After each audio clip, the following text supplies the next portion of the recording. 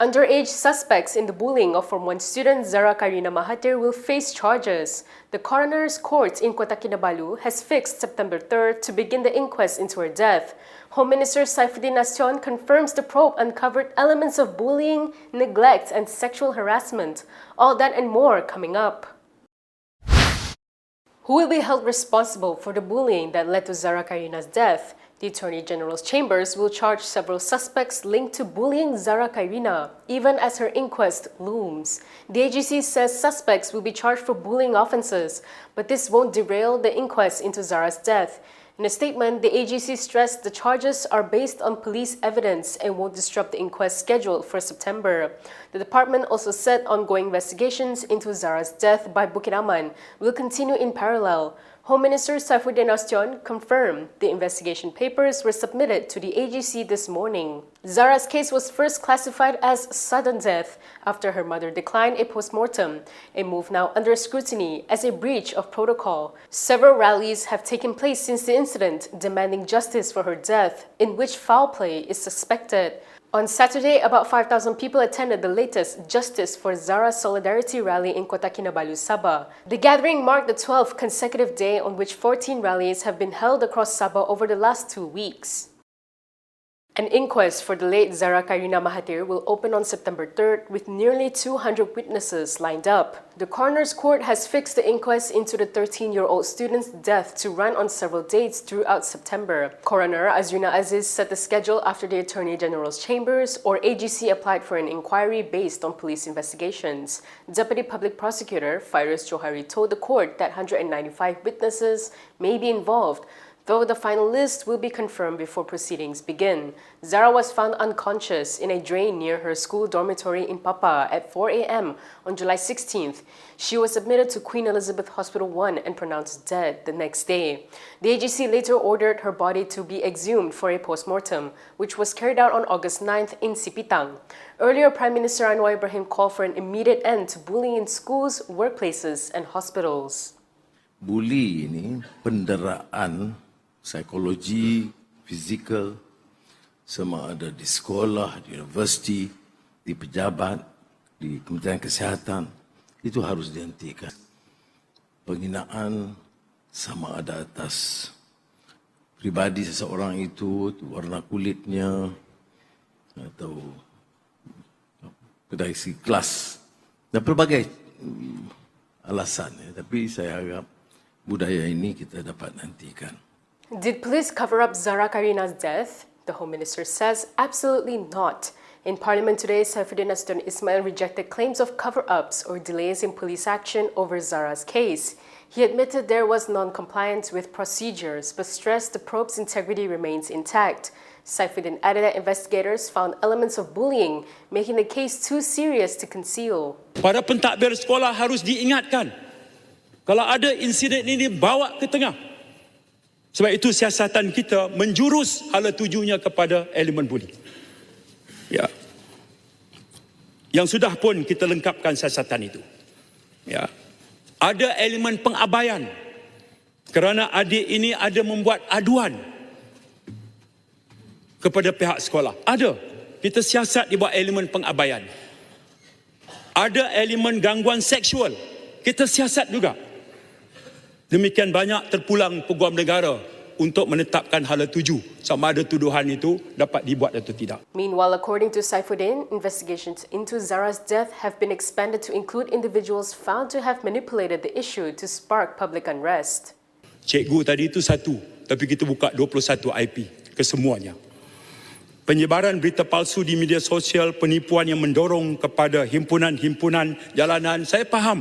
Rakyat yang turun ini menghantar satu isyarat kepada kerajaan. Segera bertindak. Kalau ada elemen perpetrators, bawa ke muka pengadilan. Dan itulah yang akan kita laksanakan. Zara's death triggered nationwide outrage with demands for accountability and stronger anti-bullying safeguards. Police have since handed the case to a Bukit Aman task force, while the Attorney General's chambers ordered an inquest. From now on, you can also listen to KiniNews on Spotify and Apple Podcasts. Scan the QR code on the screen to follow us. Did Anwar Ibrahim's royal pardon really clear him to be Prime Minister? Dr. Mahathir isn't so sure. The former premier has cast fresh doubt on Anwar's 2018 royal pardon. Speaking to reporters in Shah Alam today, Mahathir says the issue should be decided by the courts. I have read about Anwar's pardon. It would seem that there is some doubts. So I suppose that will have to be decided. If it is found that he was not eligible, then of course he would have to step down and not be Prime Minister. Mahathir was at court for the case management of his own 150 million ringgit lawsuit against Anwar. The hearing is set for October 21st, 23rd and 29th. His comments follow a legal suit filed by ex-minister P. Waita Murthy. Waita is challenging Anwar's eligibility as MP, claiming his pardon did not explicitly lift disqualification under Article 48 of the Constitution. Waita Murthy argues Anwar misled the former king in his 2022 appointment as Prime Minister, and is seeking to void both Anwar's victory in Tambun and his premiership. Can Ahmad Zahid Hamidi keep his young guns from blowing up the Madani coalition? The Deputy Prime Minister and UMNO President Ahmad Zahid Hamidi has stepped in, calling for calm between UMNO and DP youth. He warned both sides not to let their quarrels damage the coalition government. Zahid didn't mention names, but it was clear he was speaking to UMNO Youth Chief Dr. Akmal Saleh. He stressed that decisions made at the party leadership level must be respected, not sacrificed for popularity or ties between parties risk being harmed. Zahid also cautioned DAP youth against political moves that could rock the unity of the 18 parties in government. The tension comes after DAP youth in Penang, Kedah, Negeri Sembilan and the Federal Territories want the party to cut ties with Akmal, accusing him of threatening national harmony. This followed Akmal's clashes over a Penang hardware shop that mistakenly raised the Jalur Gemilang upside down.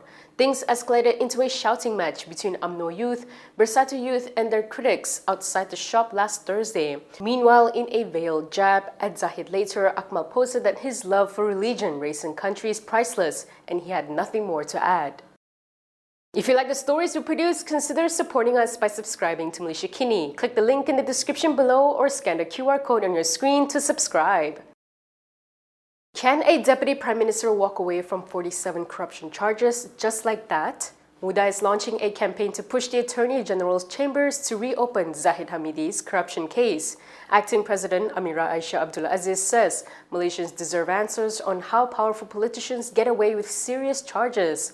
At a press conference in Petaling Jaya today, she also announced a nationwide campaign of demonstrations, talks and tours.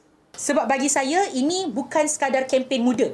Ini adalah kempen semua rakyat Malaysia yang nak tahu kebenaran, kempen semua rakyat Malaysia yang nak tahu apa jadi dengan duit rakyat Malaysia, kempen semua rakyat Malaysia yang nak tahu sama ada memang orang yang berada di peringkat tertinggi boleh lepas dengan begitu saja. Zahid was discharged but not acquitted on September 4th last year over 47 charges tied to Yayasan Akal Budi funds. That included criminal breach of trust, corruption and money laundering. The High Court granted a DNAA after prosecutors applied for it. This means Zahid can still be recharged if the AGC decides. Meanwhile, Muda's Secretary General Aini Hazika said she's ready to face Zahid's lawsuit against her. Saya Setiausaha Agong Muda.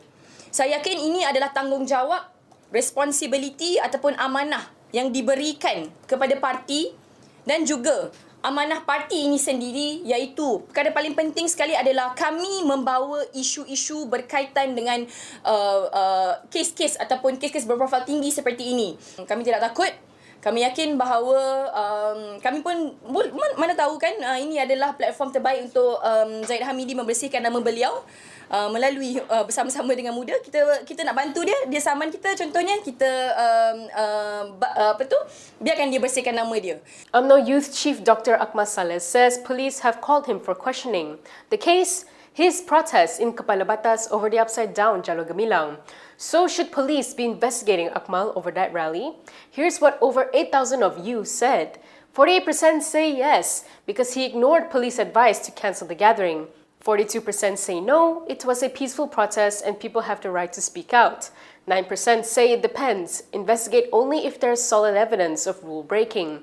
And 2% had other views. So the split is clear. Some see it as disobedience, Others see it as democracy in action. What do you think? Should rallies like this be policed or protected? Drop your thoughts in the comment section below. That is all from me today. For more stories, you can go to KiniTv.com. You can also follow us on Instagram, X, YouTube, and Facebook for the latest news updates. I'm Kimilia. Thanks for watching.